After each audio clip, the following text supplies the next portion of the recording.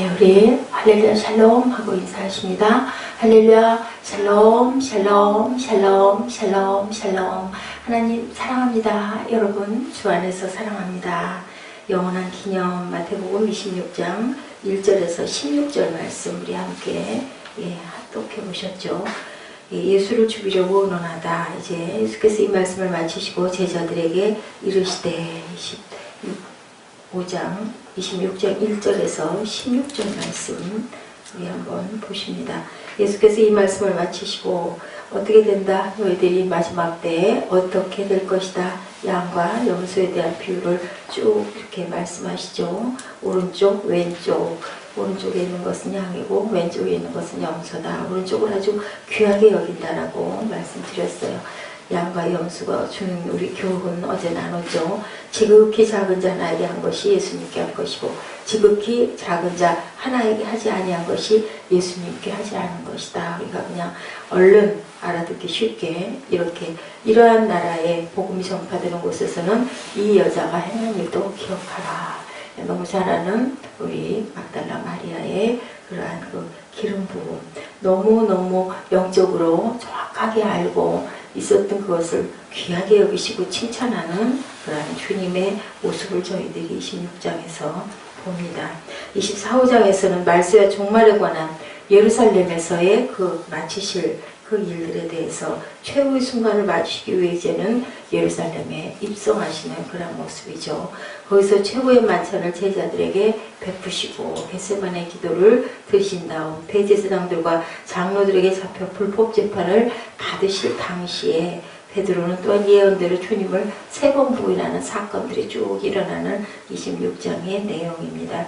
예수의 예언이죠. 인류 구속을 위한 예수의 대속 죽음이 실행될 순간이 이제 한 발 한 발 다가오고 있는 사순절 33일쯤 되는 날 이제 예루살렘에 입성하시는 그러한 내용이 나타나 있습니다. 여기에 보니 예수께서 자신의 유월절 어린 양으로 십자가에 죽으실 것을 친히 예언하심으로 대속 죽음의 막이 열렸던 그러한 사건, 죽음의 예언이죠. 20장 18절에 마태복음 보라 우리가 예루살렘으로 올라가노니 인자가 대제사장들과 서기관들에게 넘겨지매 그들이 죽이기로 결의할 것이다 라고 말씀합니다. 그리고 넘겨주어 그를 조롱하며 채찍질하며 십자가에 못 박힐 것이나 내가 3일 만에 살아나리라. 그리고 여인의 그 향유 보험의 사건, 예수의 죽음이 정말 가까웠다는 사실, 베다니 문둥이 시몬의 집에 예수가 계실 때 한 여인이 와서 죽은 자에게 향유를 붓는 예식을 예수께 행해요. 그게 정말 거룩하고 복된 일일 수 있지만 어떻게 보면 그죠? 너무너무 무섭고 잘못하면은 정말 누구에게 만약에 그렇게 했다가는 날벼락이 떨어질 일일 수도 있어요. 이건 뭐예요? 돌아간 사람에게 붓는 의식을 여인이 하고 있는 것이죠. 내 장사를 위한 것이다. 마태복음 26장 12절이죠. 내 몸에 향유수를 부은 것은 내 장례를 위하여입니다. 멀쩡한 사람에게 가가지고 만약에 그렇게 누군가가 그렇게 해봐요.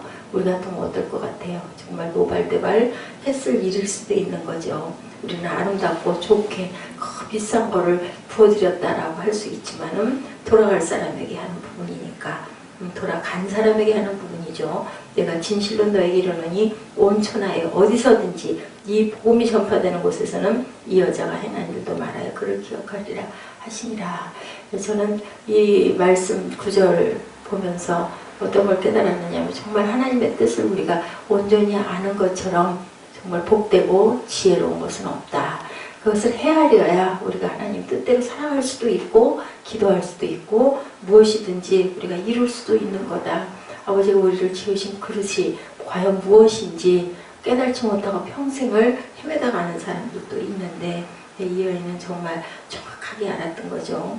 이제는 죽음의 준비를 하실 최후의 만찬 그리고 내 피로 세운 언약이다 라고 말씀하시는 19회 11장 고린도전서 11장 25절이죠. 24절이죠. 축사하시고 떼어 그리고 또한 잔을 가지시고 이 말씀 그리고 겟세마네의 기도 내 피로 세운 새 언약에 대한 것이 이제 쭉 26장에 일려 나옵니다. 제자들은 어떻게 했나? 배반하고 도망가고 부인하고 세 가지예요. 베드로뿐만이 아니에요. 나머지 제자들도 다 전혀 안 믿었어요. 내가 사흘 만에 일어나리라 라는 것을 믿었으면 돌아가셔서 마음이 애통하고 가슴이 아파도 이제 일어나실 거니까 어떻게 보면은 굉장히 기쁜 사건일 수도 있거든요. 예, 그런데 어떻게 했어요? 전부 다 배반할 뿐만 아니라 전부 믿지도 않았고, 그리고 돌아가고 부인하고 나는 모른다. 그리고 다 도망가 버렸어요. 고향으로 다 떠나버리죠. 우리의 모습입니다. 이것이 바로 우리들의 모습. 하나님 자신이신 예수 그리스도는 만유의 주인이심에도 불구하고 인류 구속의 큰 뜻을 위해 성부의 뜻을 순종하여 자기 목숨을 드렸는데, 과연 우리는, 피조물인 우리는 과연 어떠한가?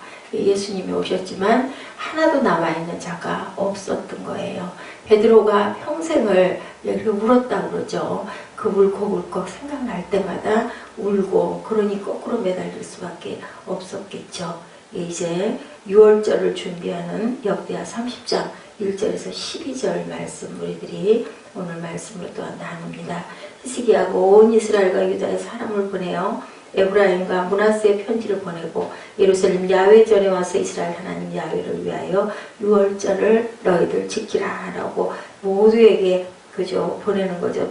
전가를 보냅니다. 왕이 방백들과 예루살렘 온 회중과 더불어 의논하고 둘째 달에 6월절을 지키려 하였으나, 예, 어때요? 성결하게 한 제사장이 부족해요. 백성도 예루살렘에 모이지 못해요. 정한 때에 지킬 수가 없었다 인 거죠. 예, 왕과 온 회중이 어쩔 수가 없다. 둘째 주일에 이렇게 우리 지키자. 예, 6월절을 지키려고 합니다. 그랬더니 예, 왕이 명령을 내려 브엘세바에서부터 단까지 온 이스라엘에게 공포하고 일제히 예루살렘으로 와서 이 이스라엘 하나님 야훼 6월절을 지키라 하니 이는 기록한 규례대로 오랫동안 지키지 못했습니다. 이제 처음 지키는 거예요. 이제 둘째 주일에 와서 모이자. 예, 왜냐하면 첫 주일에는 모일 수가 없었던 거죠. 온전할 때는 할 수가 없었어. 예, 그렇게 의논하고 둘째 달에 6월절을 지키자라고 명령을 합니다. 명령을 내려서 모두에게 6월절을 지키라 하니 기록한 규례대로 오랫동안 지키지 못하였습니다.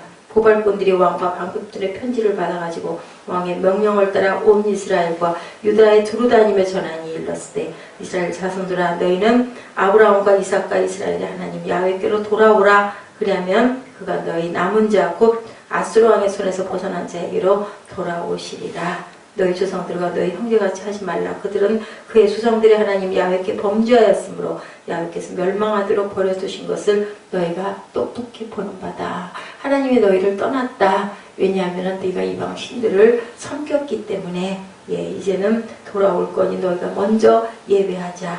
그런즉 너희 조상들같이 목을 곧게 하지 말고 교만하고 거부하고 하지 말고 여호와께 돌아와 영원히 거룩하게 하신 전에 들어가 너희 하나님 야훼를 섬겨 그의 진노가 너에게서 떠나게 하라.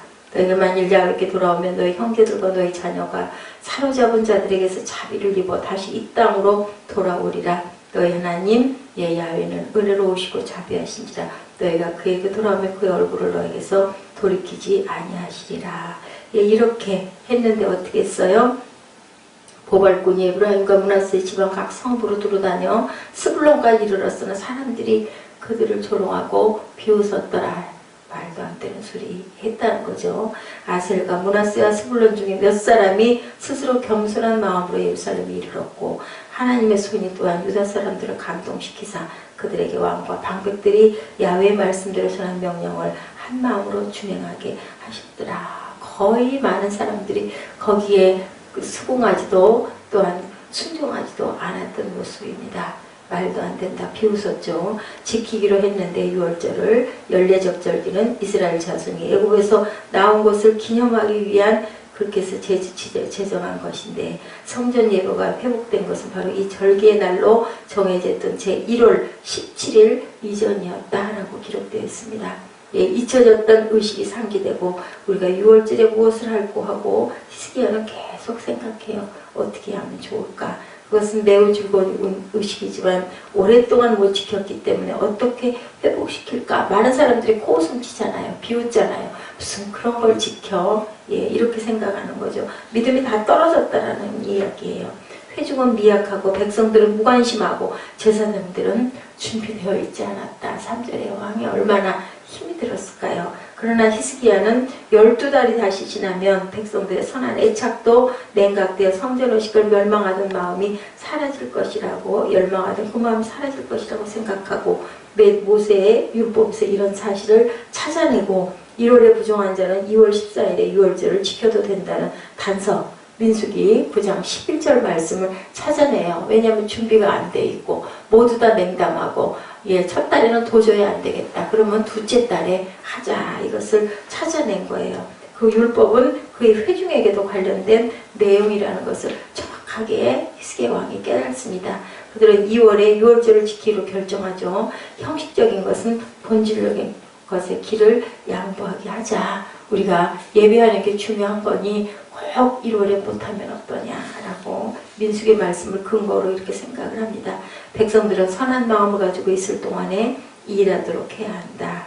일을 지연시키는 것은 위험하다. 마음이요, 사람의 마음이 얼마나 간사하고 얼마나 우왕좌왕하고 얼마나 믿을 것도 못되고 얼마나 온전하지 못하고, 그죠? 예수님이 그 돌아가실 그 준비를 하고 그렇게 말씀을 하시고 했는데도 결국은 제자들은 다 도망가고 배반하고 떠나가고 했던 것과 똑같은 구약 백성들의 그런 마음을 저희가 봅니다. 배반한 10지파 사람들에게 또한 초청장을 보내고 이 의식에 참석할 것을 촉구하죠. 1절에 에브라임과 므낫세 사람들에게 예루살렘에 와서 유월절을 지킬 수 있도록 초대한다는 편지를 북이스라엘에게도 보냈다라는 얘기예요. 근데 아무도 콧방귀만 뀌었다라는 거죠. 이스라엘 백성들이 진심으로 그들의 하나님 야훼께로 돌아온다면 히스기야도 그들이 자기 백성들처럼 유월절을 지키러 오는 것을 환영할 것이다 라고 손을 내밀었는데 듣지 않았다. 이스라엘의 온 지파에 청원서를 보내고 그 백성들이 배반했던 하나님께로 돌아올 수 있는 기회를 가지라고, 이제 블레셋에 섞여가지고 그 피가 혼혈이 되고 이렇게 했던 그 기억들을 우리 버리고 함께 예배하면 하나님께서 너희를 다시 그 이전처럼 지키실 것이다 라고 왕이 했지만 그 교제를 받아들이려고 하지 않습니다. 너희가 타락하고 사악한 마음이 고개를 들어 하나님의 뜻을 거역하고 반응하지 않도록 해라. 계속 타일러요. 우리는 어떻게 해야 돼요? 잘못한 거 고집 부리지 말고 회개해야 되고, 누구를 통해서, 사람을 통해서도 보여주시죠. 하나님의 음성도 들려주시고 보여주시면 그것을 우리가 깊이 바로 알고 깨달아야 됩니다. 나에게 쓴소리를 한다 할지라도 그 속에서 과연 내가 돌이켜야 할 것, 내가 기억해야 될 것, 내가 묵상해야 될 것, 하나님의 뜻과 내가 어떤 것이 틀렸나 라는 것을 한두 번쯤은 돌아볼 줄도 알아야 되고, 그죠? 다 아닌 것도 아니고 인 것도 아니니까요. 우리는 거기에서 내 잘못한 부분을 깨달을 줄 알아야 된다. 이제 돌아서라. 다음과 같은 논증을 펴죠.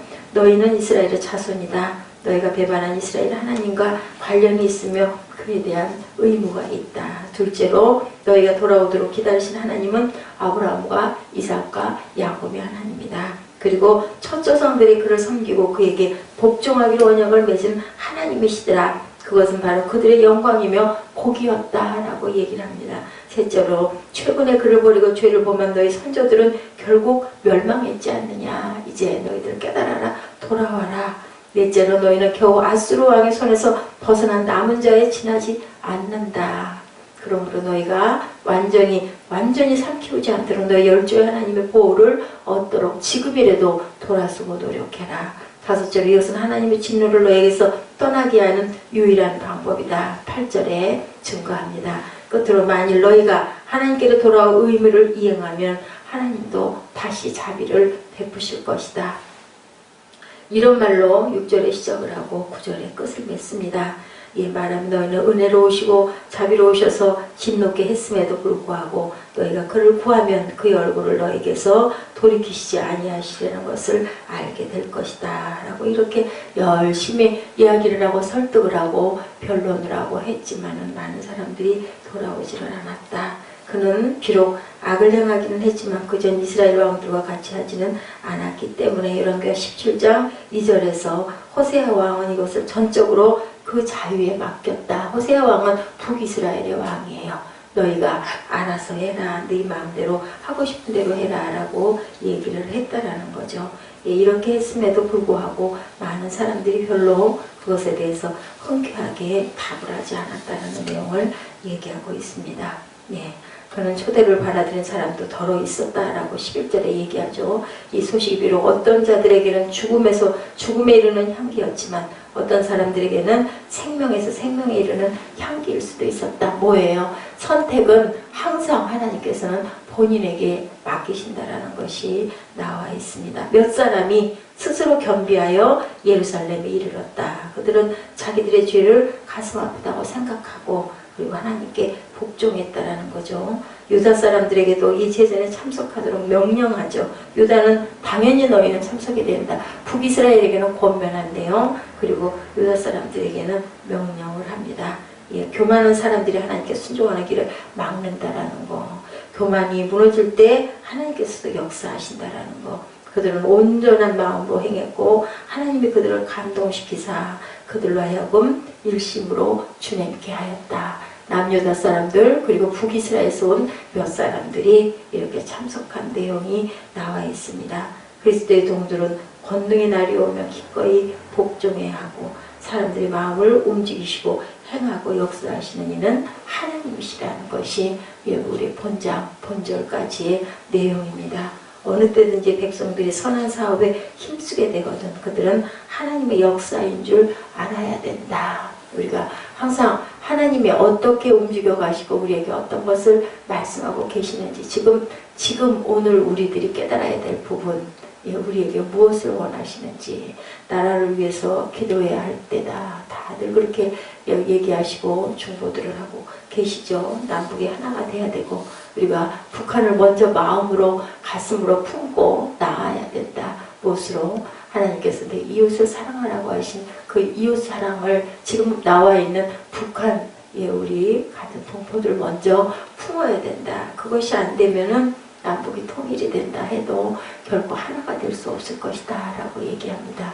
우리가 항상 나뿐인 그런 사람이 되면 안 되고요.